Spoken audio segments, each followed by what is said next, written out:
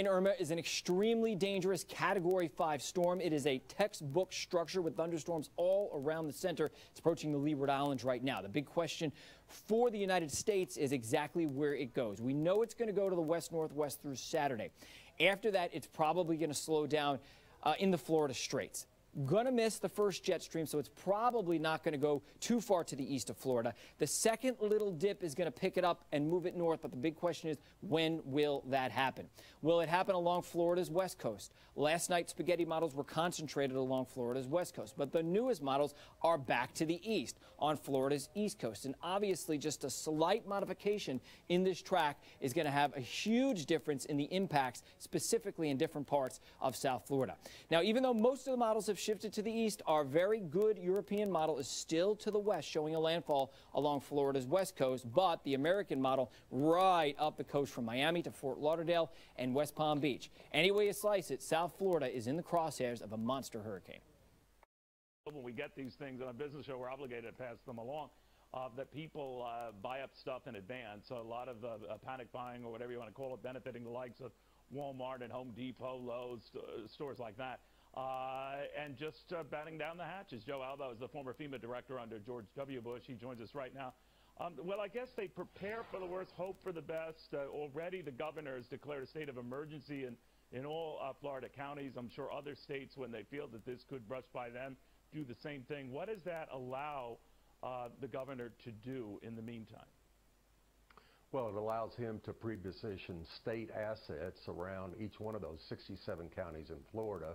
Furthermore, it puts the federal government on notice that there may be a situation that the resources will be outstripped in Florida and surrounding states, and that will enable the president to issue a declaration. The key to this process is allowing the ability of the federal government and even states to pre-position necessary assets for this storm, which may be the worst storm ever since 1935, according to your friend Joe Bastardi.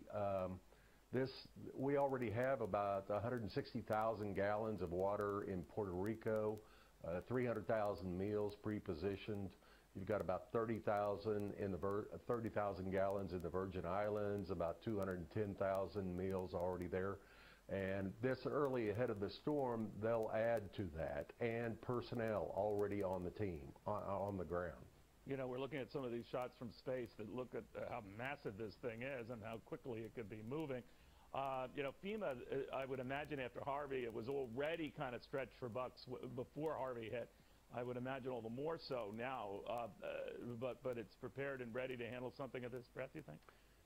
It is indeed, and I wouldn't worry about the money. Congress, amazingly enough, always finds money for FEMA when it's responding to individuals, when life and property are at risk.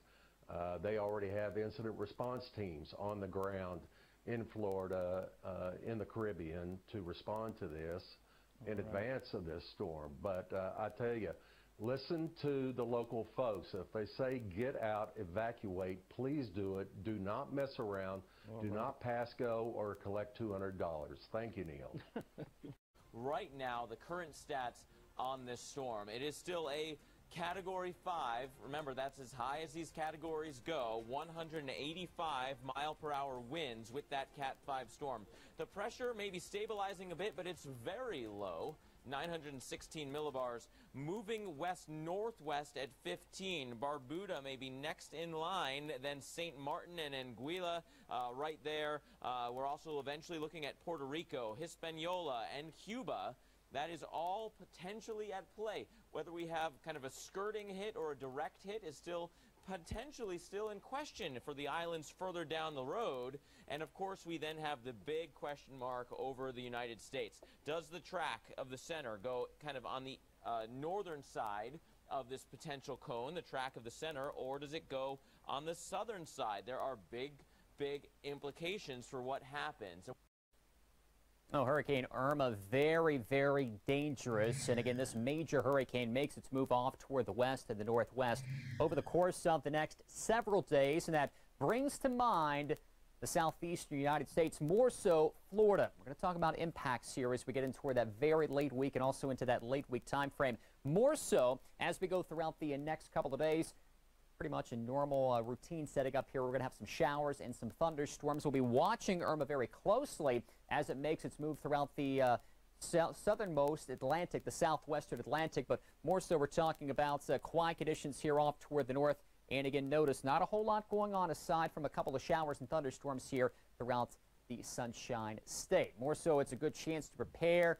And, well, this is what we're looking toward as we head in toward the upcoming weekend. Not looking forward to it, of course, at all, but we're looking toward the weekend, and this is what we're going to have here. More so a coastal inundation where we can see these wave heights reaching up to 25 feet. So a very, very dangerous surf, and the exact impacts here will be highly dependent on the track. And again, that turn more so a little more off toward the north. And this is as we get in toward Saturday and also as we get in toward Sunday.